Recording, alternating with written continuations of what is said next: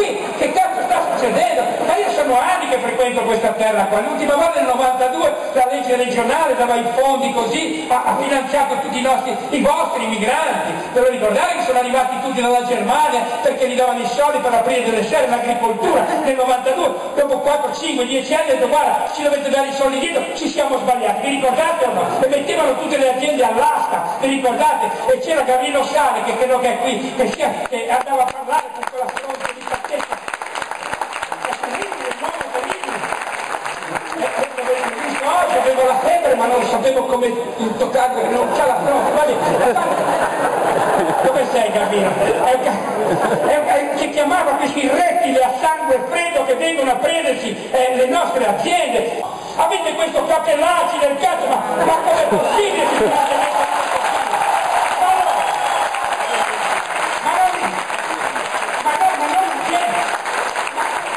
Io non voglio entrare nei vostri dettagli, è la vostra vita, è la vostra terra questa qua, e non può essere colonizzata da questa gente qui, vi stanno colonizzando, ma cazzo, signori siete sardi!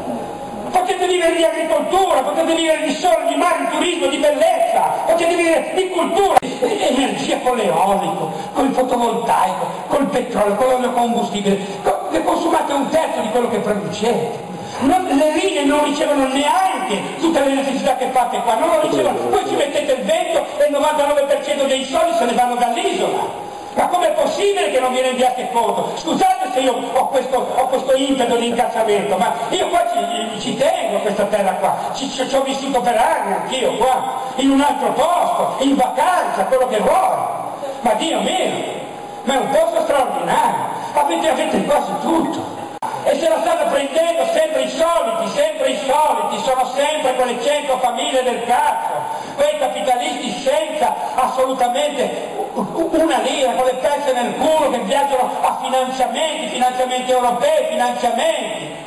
L'energia qua sta diventando il più grosso business che abbia mai visto nella mia vita, fate pale enormi, e poi l'elettricità devono spendere perché le linee non le prendono.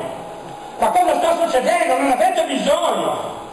Allora bisogna mandare via, immediatamente fuori questa classe politica, tutta destra e sinistra, sono comitati d'affari, fanno soldi con la vostra vita e basta. E mentre dentro dei cittadini come te, che abbiano un po' di passione per la propria terra, controllati dagli altri cittadini, c'è la rete, il mondo, sta cambiando il mondo sotto i nostri occhi, che cos'è che sta facendo cambiare il mondo? Italiani! Stati! Come siete stati? Ma siete italiani!